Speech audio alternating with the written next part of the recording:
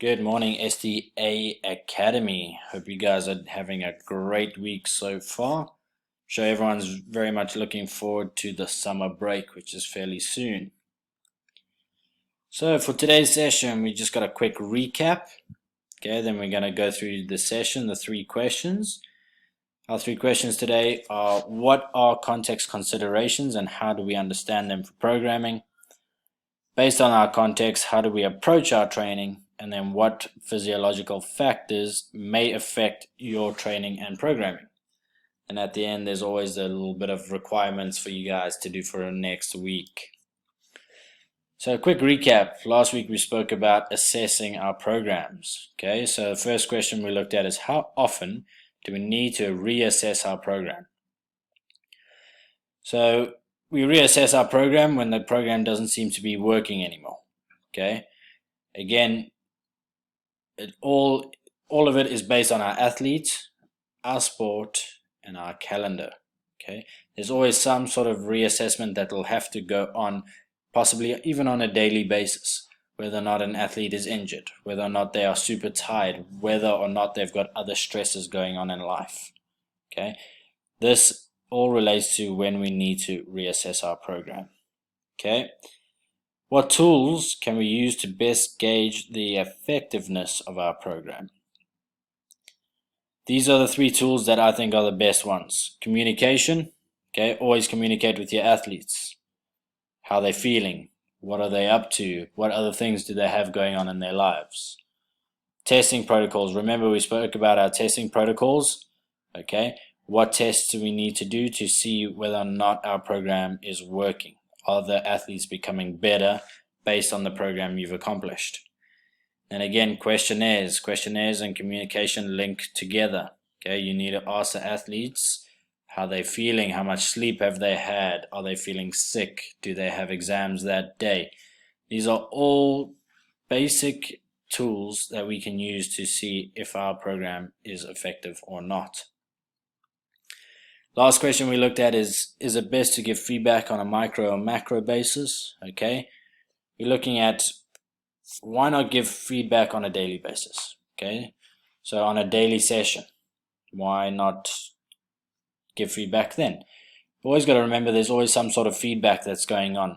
When you're coaching your athletes, you got to think, if they're performing a movement incorrectly and you correct that movement, you are giving them feedback.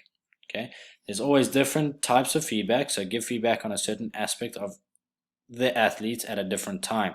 Okay, there's always different types of feedback on certain aspects of the athlete.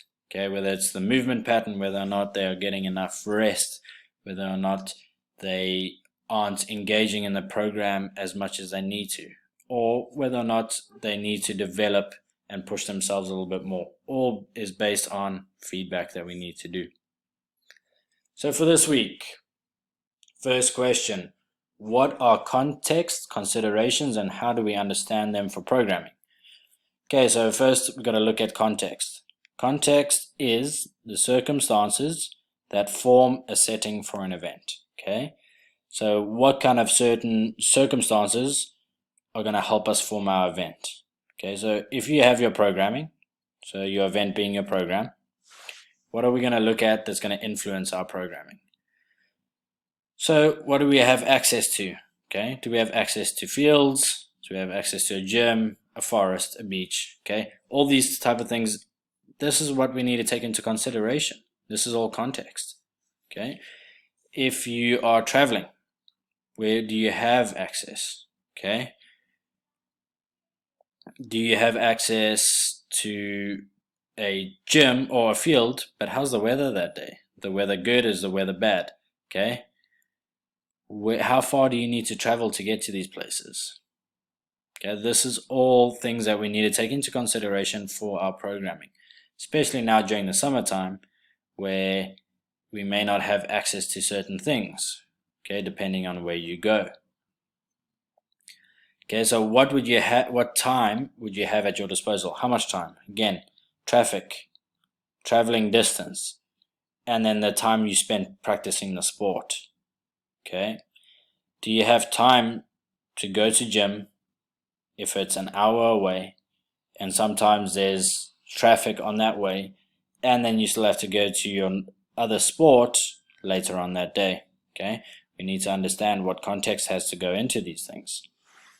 Then we've got to look at, is your program beneficial for the overall goal of the sport and overall plan?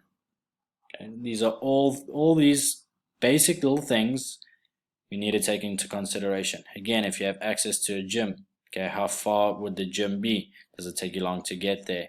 Does it interfere with your sporting practice? Okay, if all those are not a problem, you got to think, what equipment does the gym have? Okay, these are all things we need to look at for our program. Now, based on the context, how do we approach our training? Okay, so again, we need to go through a needs analysis.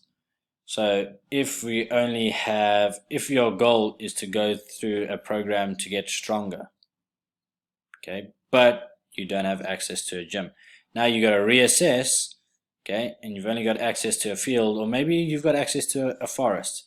In a forest, you'll be lucky enough to have some rocks, some branches, some trees, things like that that you can try and pick up, move about, throw about, and climb. Okay, so you get stronger in that sense. Okay, so we're taking the contextual knowledge, okay, the things that we've learned from our context, and making sure that it correlates with your needs analysis. Okay, are you still able to correlate the training program, the context, and the goal of the entire macro cycle? Very important. Now we're going to look at what physiological factors may affect your training and programming. Okay, so remember, when we're talking about our physiology, we're talking about how the body functions. Okay, so the type of muscle fibers that you have. Okay, energy systems, I call it energy systems efficiency. How quickly are your energy systems recovering? Okay, remember, all these work together. Are you a strength athlete but you need to gain more cardiovascular fitness? Are you a speed athlete but you need to gain more strength? Okay, these are all different types of physiological factors that we need to try and assess. Okay, we need to try to figure out based on our athletes and try program that within our own programming to make it individualized, right? Remember, we spoke about individualization. So all these things need to be taken into consideration when planning your program. So for next week, okay, what I want you guys to do is I want you to state where you'll be going during the summer. Okay, if you're going to a different country, if you're staying within the country that you're in.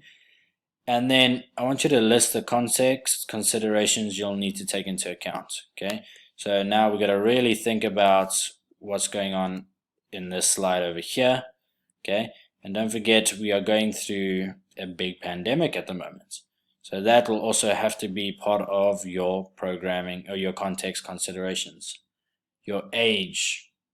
Are you young enough or old enough to go to the gym if you have access to a gym? Remember, we're in Dubai, so it is extremely hot. So we need to think, is it viable to train outside? All these are context considerations. So I want you guys to plan and tell me where you're going to be for the summer, and then tell me the context that you need to take into place. And at the end, just complete the practical session that I've sent through. Have a great weekend, guys.